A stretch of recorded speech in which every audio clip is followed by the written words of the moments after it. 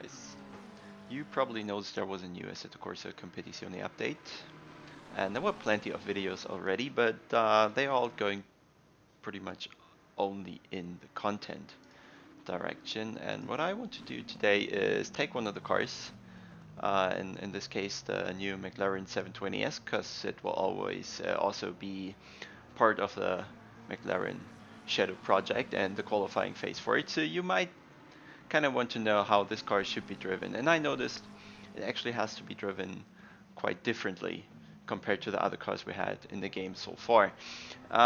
This was especially visible under braking.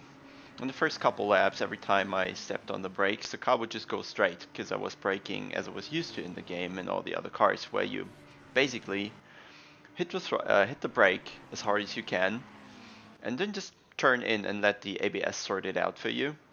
But in this car, apparently, this doesn't work. I haven't figured it out yet. It's not because the tires are locking up, and it also doesn't change when you use a higher ABS value. So it could be down to a very sensitive aerodynamic base of the car. As the car pitches forward, the aero might stall and doesn't give you the turn in. But as soon as you release the brake just a tiny bit, the car starts to turn again, and actually gets quite twitchy here and there mid-turn, so you have to really adapt your driving style to make this car work in your way. Then yesterday I had a small online session with a couple friends. You might notice their names or not in the hot lap later as they're on the screen. But I managed to do I think 2 to 18.2 in the end, which, given that their tarmac has become slower in the 2.19 version after the update, I think is a decent time, given that I haven't really changed much to the setup yet, just some tiny changes that I kind of am used to do by now, given the experience I have from all the other cars and what does work and what does not. So this is fairly stock overall, I'd say. And I also added some telemetry output for you, just to give that stuff a try this time around, because people have been asking for that, and I've been looking into how I can actually use visualization of telemetry in a video.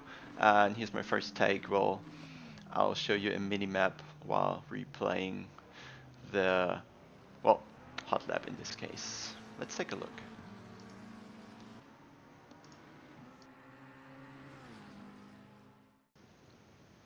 So what you're now going to watch is watch me watch myself. And no, probably not. What I've added to the video is a direct output of the MoTeC software, where you can create a map of the track and you can add some data as visualization. What I chose for the first video that I do with this kind of stuff is the brake and throttle input that I give during the lap. So what you can see, the more dark and more saturated the green is, the more throttle I use. So right now, through Rouge and all of this chemistry, of course, I use the brake, the throttle 100%, of course. And as soon as the thing turns red, we can see how much I use the brake. So what you can see here is I use the brake fully at the beginning, and then I release more until I am at the apex. When something is white on the map, you can actually see there is no throttle or brake input. So actually that is where I simply coast using the engine brake, which is generally something you don't want to do in a racing car, because you either want to accelerate or brake, else it kind of indicates that you're losing time there, because you haven't adapted your speed as good as you could have done. Here you can also see if there are some tiny bright green spots where I slightly lift the throttle to correct the line. And here in this corner you can see there's not much trail braking going on, while there's a lot of corrections being done on the throttle, for example. And also in this one there's going to be some more trail braking right until the apex again. And in this one again you will see me doing a slight lift to just clip the outside curb so I don't invalidate the lap. Yeah, all of this up until the chicane is pretty much flat out. I use all the track that I can get without going off track limits, and then again you can see the brake input and then releasing off the brakes, going through the chicane, little lift of the throttle, and then increasing the throttle towards the end of the lap.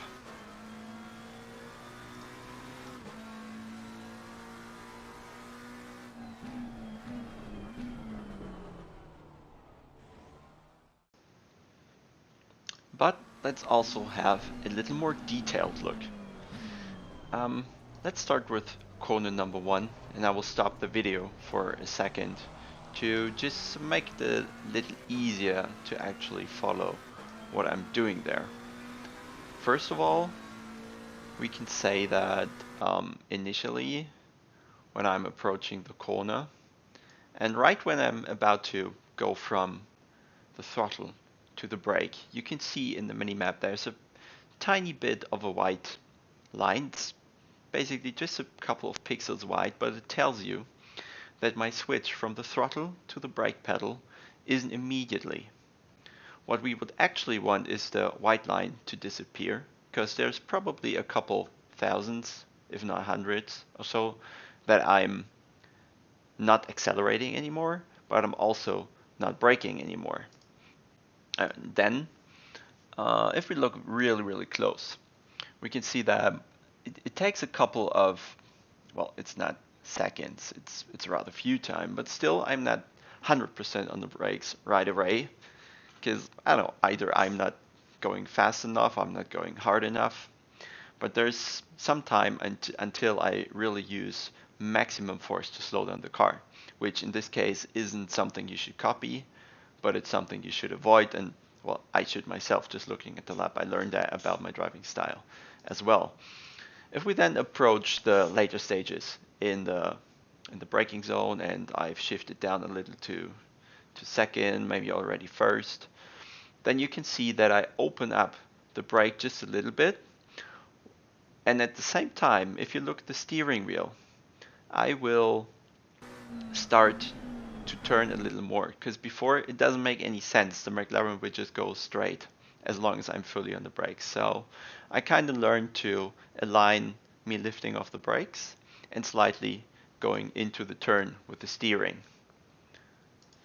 And then also, especially in turn 1, you can see it quite good that I brake rather long, nearly into the apex or right before it, and there's a really small amount of time where I actually don't use any of the pedals.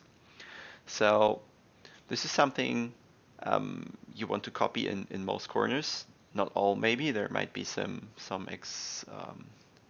corners where you don't want that to be, because you actually need coasting to just settle the car, or just scrap away the tiny bit of speed that you still have in excess to make the apex. But in turn 1, you can really turn the car with trail braking and use the inside curb to get the rotation into the car that you need in order to straighten the car and go on the throttle early. If then we keep going, Eau Rouge in this car is pretty much not a difficulty anymore. Since the first lap, I really was able to do Eau Rouge flat. Sometimes I went straight, but I never had the problem of losing all downforce and spinning and crashing into the wall. It was pretty much straightforward in this car.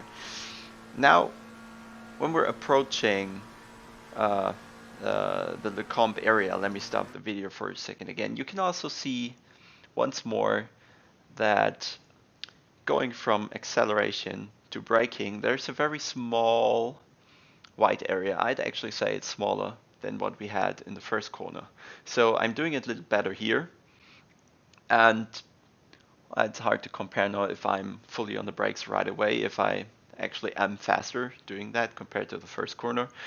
But you can see that I'm really going quite deep into the corner on the brakes again. So there's a little trail braking going on, followed by a bit of coasting, which is something I like to do when I'm on the curb. I like to be a little too fast, actually, because the curb gives some kind of rotation, but being too fast makes the car understeer a little. So there's kind of a trade-off between going over the curb, getting rotation, and going too fast, which is understeer. They kind of pan each other out, and you can make the turn quite nicely.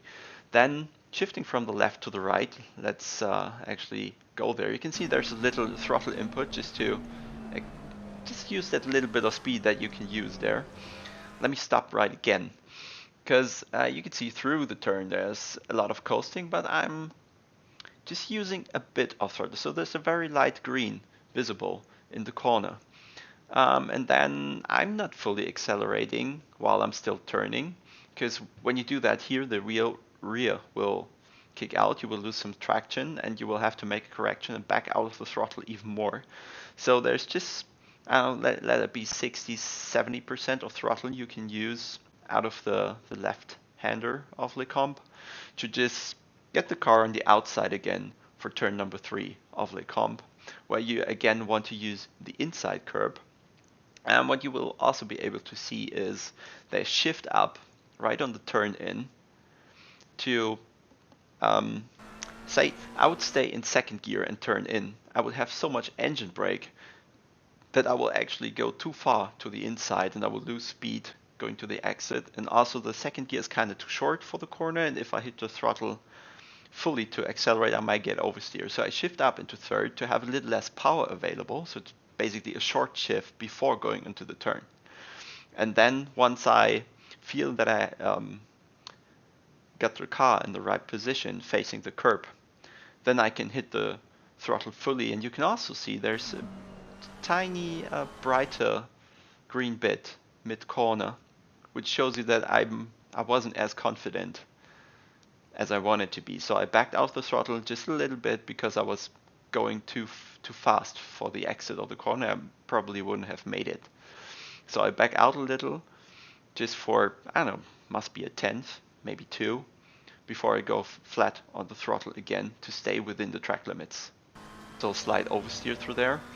And then the next corner, especially, it's not actually on the minimap yet. Let me speed it up a little more. There you go. We can see the braking point. Again, we have this small white area that we want to minimize as much as we can. But there's also, going into that corner, just to say the area where I actually brake 100% is fairly small. And that is because we are already braking rather late, just when the curb starts. And this is like a double apex corner. So you're not braking in a straight line and waiting for the middle of the corner to appear where you want to be, but actually want to be inside the corner quite early, go a little wide, scrap off some more speed, and hit a second apex towards the exit of the corner. And especially here, it helps to extend the braking zone far into the turn, which is why what you will see here, that the red keeps decreasing right until the middle of the corner, where then I am the furthest outside, and then I start again to hit the throttle slightly to line the car up for the second apex. And then once I know that I can clip it the way I wanted it, maybe not, it's never ideal, right? You can always improve it up. But then I can, when I've lined it up, the car is almost straight, and I can become more confident in using 100% throttle before I go for no-name corner, where again you will see just a tiny brake input, because if you hit it too hard there, you're pretty much going straight. This was just about in track limits. You can use a curb in no-name as well. And now for, actually just forgot the name of that one. But however, same thing as in all corners. We have a tiny white bar. It looks smaller than the other corners before right now, so it did a better job there, I think. And then you can see the red part on the track decreasing ever more as I'm approaching the apex of the corner. But I take quite some time to release the brake fully, so I slow the car down more than I would if I would just coasting into the corner, which makes it possible for me to brake a tiny bit later, carry more speed until the apex, where I might be a kilometer or two slower than if I would be coasting. But being on the brakes also creates some kind of rotation in the car that you always want. And once once I feel comfortable that I got the apex and I think that I can make the turn without going too wide, I start using the throttle again, which in this case didn't work out. So you will see the tiny bright green bits popping up where I actually lift off the throttle. Let me pause for a second. What you can see, I brake quite hard for this one, and I don't trail brake as much into that corner because I personally feel that it doesn't work in this corner too much. But instead, I don't use third but second gear in rather high RPMs, which leads to the car slowing down with the engine brake a little bit more instead of using the brake. And for me in this one, it feels more stable and it's easier for me to go fast through the corner. Basically, it's quite difficult to explain. And this corner is, as it's so long and rather, it's not exactly slow, but it's also not high-speed corner. You have some twitchy aerodynamics, and with the second gear, where there's a lot of power, especially in these high RPMs, the car will quickly oversteer. So that's what you can see at the green and white interchanging going through the right-hander, and the same is true for the left-hander afterwards. Well, I use mainly only the throttle to correct the position of the car, correct the oversteer of the car, correct the understeer of the car, all on the throttle alone. And you will also see that I turn in to the left-hander in second gear, but then shift up to third to do something similar to the exit of the comp, where the second gear would be too short and would cause too much oversteer, while the third gear has just about enough torque to accelerate decently, but it's not so much that you would oversteer. Approaching the last two difficult corners before coming to the back straight. Let me go a couple further. There you go. It's also just a very tiny white bar, so the switch from throttle to brake, I think I kind of made all right there. And the braking zone is rather short, but I trail brake also quite far until the apex.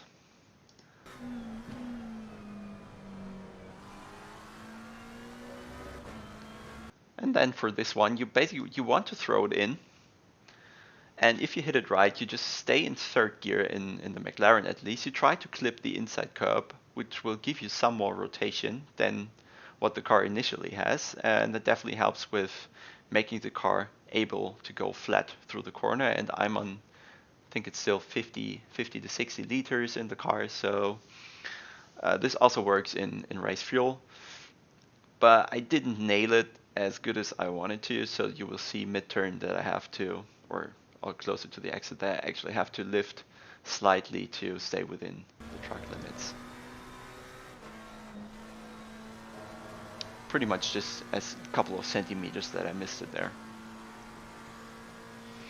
And then for the last chicane, it's very crucial to hit the inside curb, because this one throws the car around quite a bit, and if you hit it in the right angle, it will just turn it around enough without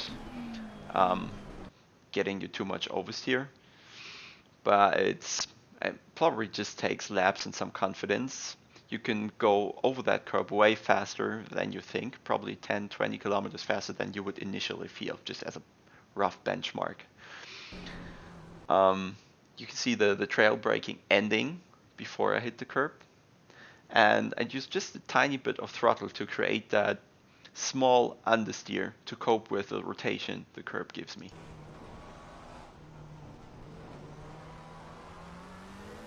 Didn't really hit the left one there, but somehow the McLaren was able to cope with it. And yeah, I hope this was some insight for you. Let me know in the comments and I'll follow up as usual.